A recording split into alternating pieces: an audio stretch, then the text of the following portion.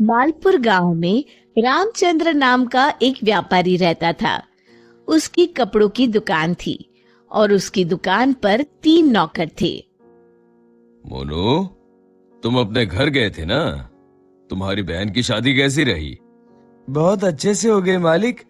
अगर आपने पैसों की मदद नहीं की होती तो पता नहीं क्या होता। ये तो सब ऊपर वाला करता है, मैं तो सिर्फ जरिया हूँ। रामचंद्र बहुत दयालु था और सबकी मदद किया करता था। मोनू भाई, सेठ जी कितने अच्छे हैं। मुझे भी माँ के इलाज के लिए कुछ पैसे चाहिए। मदद नहीं, बस एडवांस दिलवा दीजिए ना। अरे तुम खुद ही कह दो ना सेठ जी से, सेठ जी मना नहीं करेंगे। सबको इतनी आसानी से पैसे देते हैं? जरूर इस सेठ के पास बहुत ज्यादा पैसा है। अगर मैं कभी कुछ चुरा लूं तो इस सेठ को पता भी नहीं चलेगा और मैं माला माल हो जाऊंगा। एक दिन रामचंद्र जी को हाथ में चोट लग जाती है। उनका हाथ सूज जाता है तो वो अपनी हीरे की नई अंगूठी उतारकर दराज में रख देते हैं और भानु वो देख लेता है। अब तेरी किस्मत बदलने वाली है भानु बेटा। अगर ये हीरे की अंगूठी तेरे हाथ लग गई ना तो ये लहंगा चोली के चक्कर में नहीं पड़ना पड़ेगा। अपनी भी एक दुकान होगी, तू भी दिन भर सेठ की कुर्सी पर बैठा रहेगा, तेरे आगे पीछे नौकर चाकर घूमेंगे। सोचते सोचते भानु सपने देखने लगता है। उसे ये सब दिखाई देने लगता है। ओ भानु, क्या सोच रहा है? चल खाना खाने चलते हैं, सेठ जी भी आराम कर रहे हैं। तुम लोग जाओ यार, मेरा मन नहीं है। क्यों? तेरी तबीयत तो ठीक है ना? हाँ भाई, मेरी तबीयत एकदम दुरुस्त है, बस कुछ करने का मन नहीं है। चल ठीक है, हम खाना खा के आते हैं। जैसे ही लोग बाहर जाते हैं, भानु मौका देखकर अंगूठी निकाल लेता है।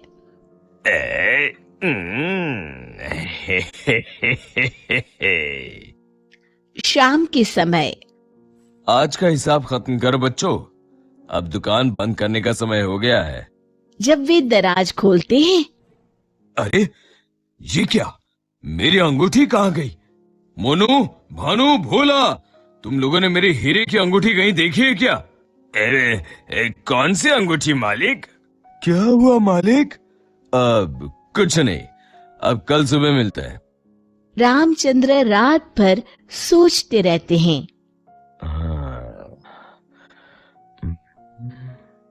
अगली सुबह आज दुकान को दुल्हन की तरह सजाओ, हर आने जाने वाले का मुंह मीठा करवाओ, आज बड़ी खुशी का दिन है।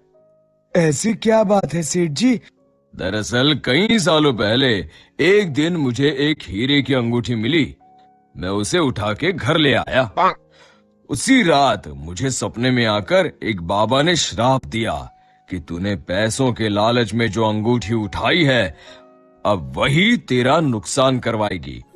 जब से वो अंगूठी मेरे पास थी, मुझे कहीं न कहीं घाटा होता रहता था।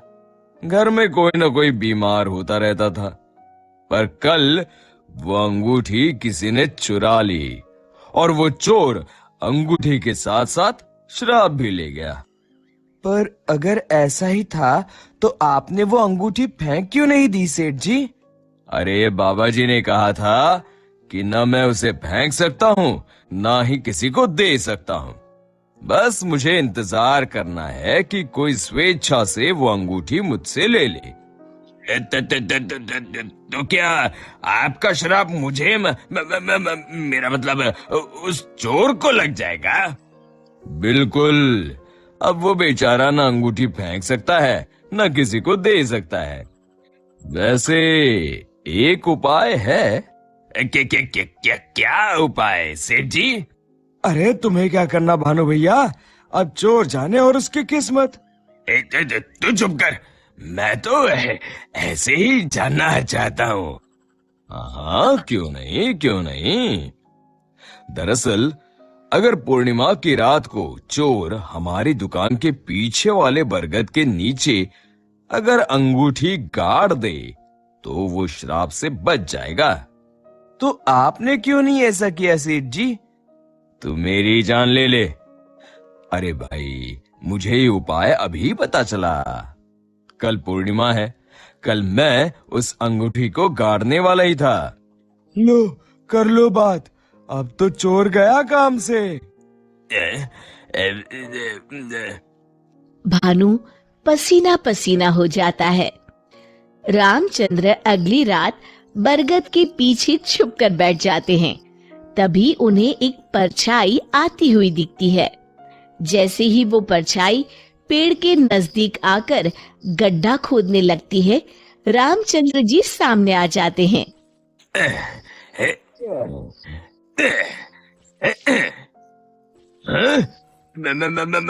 मर गए रे।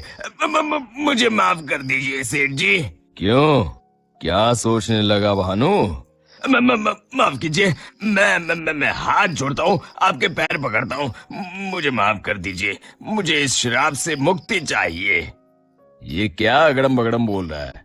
श्राप से मुक्ति चाहिए तो प्रायश्चित कर और कसम खा, आज के बाद कभी चोरी नहीं करूंगा। नहीं नहीं नहीं नहीं नहीं करूंगा मालिक, मुझे पुलिस को मत सौंपिएगा, चाहे नौकरी से निकाल दीजिए। मैं कल ही चुपचाप गांव छोड़ के चला जाऊंगा। मैं नया काम देख लूंगा और कभी चोरी नहीं करूंगा। वादा? वादा मालिक, वादा। अरे भाई, अगर तुम वफादारी की कसम खाओगे तो मैं तुम्हें काम छोड़कर कैसे जाने दे सकता हूँ। आप सच में महान है मालिक, आप सच में महान है। महान तो वो ऊपर वाला है। अब चलो, काम पर लग जाओ। शिक्षा: अगर किसी को अपनी गलती का एहसास हो जाए तो उसे माफ कर देना चाहिए।